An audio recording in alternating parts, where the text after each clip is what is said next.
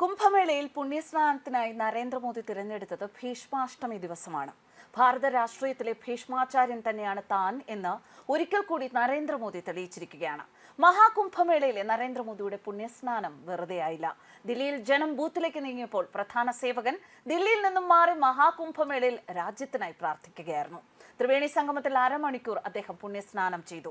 അന്ന് മോദിയുടെ കുളി വെറുതെയാകുമെന്നും ദില്ലിയിൽ 8 നിലയിൽ പൊട്ടുമെന്നും കോൺഗ്രസ് പരിഹസിച്ചു. എന്നാൽ പരിഹസിച്ച കോൺഗ്രസ് ആകട്ടെ പൊടുപോലുമില്ലാതെ ദില്ലിയിൽ തകർന്നടിഞ്ഞു. ദില്ലിയിൽ തിരഞ്ഞെടുപ്പ് നടക്കാനിരിക്കുകയാണ് മോദി ഈ വൻ ജനാരവത്തിൽ ഒരു കണ്ണിയാകാൻ കുംഭമേളയിൽ എത്തിയത് എന്നത് ഏറെ ശ്രദ്ധ പിടിച്ചു പറ്റിയ ഒരു സംഭവമായിരുന്നു. പ്രധാനമന്ത്രി നരേന്ദ്രമോദി ബുധനാഴ്ചയാണ് പ്രയാഗ്രാജിലെ മഹാകുംഭം സന്ദർശിച്ചതും സംഗമത്തിൽ പുണ്യസ്നാനം നടത്തുകയും ചെയ്തത്. നരേന്ദ്രമോദി ഇന്ത്യൻ പ്രധാനമന്ത്രി പദത്തിൽ ഇല്ലായിരുന്നു എങ്കിൽ ഇത്ര വലിയ കുംഭമേള നടക്കില്ലായിരുന്നു. എതിർപ്പുകളുടെയും മറ്റും വലിയ തിരമാല അലയൊലികൾ ഉണ്ടാകുമായിരുന്നു. തടയാൻ ഹിന്ദുവിരുദ്ധരും തീവ്രവാദികളും പാകിസ്ഥാൻ അടക്കം ഉണ്ടായേനെ. അതിർത്തിക്ക് അപ്പുറത്തു നിന്നുപോലും കുംഭമേളയ്ക്കെതിരെ നീക്കമുണ്ടാകുമായിരുന്നു. ശക്തനായ നരേന്ദ്രമോദിക്ക് കീഴിൽ കുംഭമേള ലോകത്തെ മഹാസംഭവമായി ഇപ്പോൾ മാറുക തന്നെ ചെയ്തു. അന്നത്തെ പുണ്യസ്നാനം അനുഗ്രഹീതം എന്നാണ് നരേന്ദ്രമോദി പ്രതികരിച്ചത്. സ്നാനച്ചടങ്ങിനിടെ പ്രധാനമന്ത്രി കയ്യിൽ രുദ്രാക്ഷമണികൾ പിടിച്ചിരുന്നു. കടും ഓറഞ്ച് നിറത്തിലുള്ള ജേഴ്സിയും നീല നിറത്തിലുള്ള ലോവർ ഷർട്ടും ധരിച്ച് മന്ത്രങ്ങൾ ഉരുവിടുന്നതിനിടയിൽ അദ്ദേഹം സൂര്യനെയും ഗംഗയെയും പ്രാർത്ഥിച്ചു. പ്രയാഗ്രാജിലെ മഹാകുംഭത്തിൽ പങ്കെടുക്കാൻ കഴിഞ്ഞതിൽ അനുഗ്രഹീതനാണ്. സംഗമത്തിലെ സ്നാൻ ദൈവിക ബന്ധത്തിന്റെ ഒരു നിമിഷമാണ്. അതിൽ പങ്കെടുത്ത കോടിക്കണക്കിന് മറ്റുള്ളവരെ പോലെ ഞാനും ഭക്തിയുടെ ആത്മാവിനാൽ നിറഞ്ഞു എന്നാണ് മോദി എക്സിൽ പോസ്റ്റ് ചെയ്തത്. ഗംഗാമാതാവ് എല്ലാവർക്കും സമാധാനം, ജ്ഞാനം, നല്ല ആരോഗ്യം, ഐക്യം എന്നിവ നൽകി അനുഗ്രഹിക്കട്ടെ എന്നും അദ്ദേഹം പ്രാർത്ഥിച്ചു. ഹിന്ദിയിലുള്ള മറ്റൊരു പോസ്റ്റിൽ അദ്ദേഹം പറഞ്ഞത്, പ്രയാഗ്രാജ് മഹാകുംഭത്തിലെ വിശുദ്ധ സംഗമത്തിൽ പൂജ അർച്ചന നടത്താനുള്ള മഹാഭാഗ്യം തനിക്ക് ലഭിച്ചു എന്നാണ്. ഗംഗാമാതാവിന്റെ അനുഗ്രഹത്തിൽ നിന്ന് എനിക്ക് വളരെയധികം സമാധാനവും സംതൃപ്തിയും ലഭിച്ചു.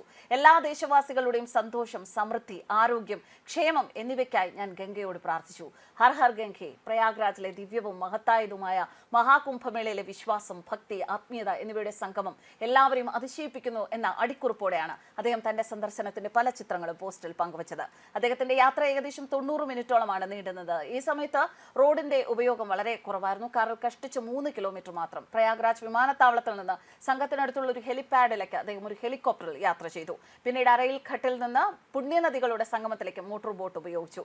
2019 ഫെബ്രുവരിയിൽ മോദി നടത്തിയ കുംഭ സന്ദർശനത്തെക്കാൾ വളരെ ചെറുതായിരുന്നു ഈ യാത്ര. നിരവധി ശുചീകരണ തൊഴിലാളികളുടെ കൃതജ്ഞതയുടെ അടയാളമായി അദ്ദേഹം അവരുടെ കാലുകൾ കഴുകുകയും ഏകദേശം 5 മണിക്കൂറോളം മേളയിൽ ചിലവഴിക്കുകയും ചെയ്തു.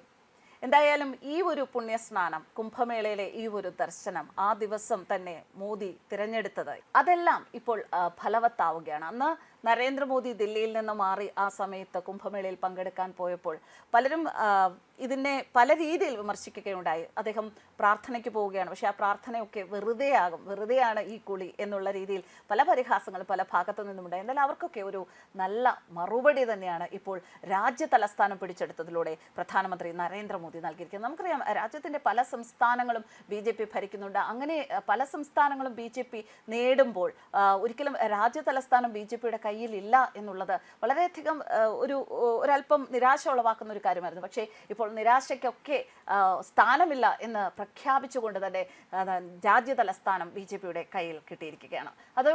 അതുപോലെ തന്നെ ഉത്തർപ്രദേശിലെ അയോധ്യ ജില്ലയിലെ മിൽക്കിപൂർ നിയോജക മണ്ഡലത്തിൽ BJP സ്ഥാനാർത്ഥി ചന്ദ്രഭാനു പസ്വാൻ വിജയിച്ചിരിക്കുകയാണ്. ഈ വിജയവും BJPക്ക് രാഷ്ട്രീയപരമായി നിർണായകമാണ്.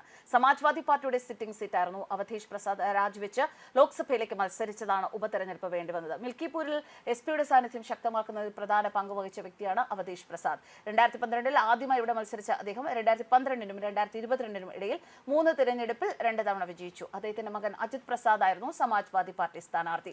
രാമജന്മഭൂമിയുള്ള അയോധ്യ ഉൾപ്പെടുന്ന ഫൈസാബാദ് ലോക്സഭാ മണ്ഡലത്തിൽ അവധേഷ് പ്രസാദ് BJPയെ പരാജയപ്പെടുത്തിയത് ദേശീയ തലത്തിൽ വരെ വാർത്തയായിരുന്നു. ന്യൂസ് ഡെസ്ക് കർമ്മ ന്യൂസ്.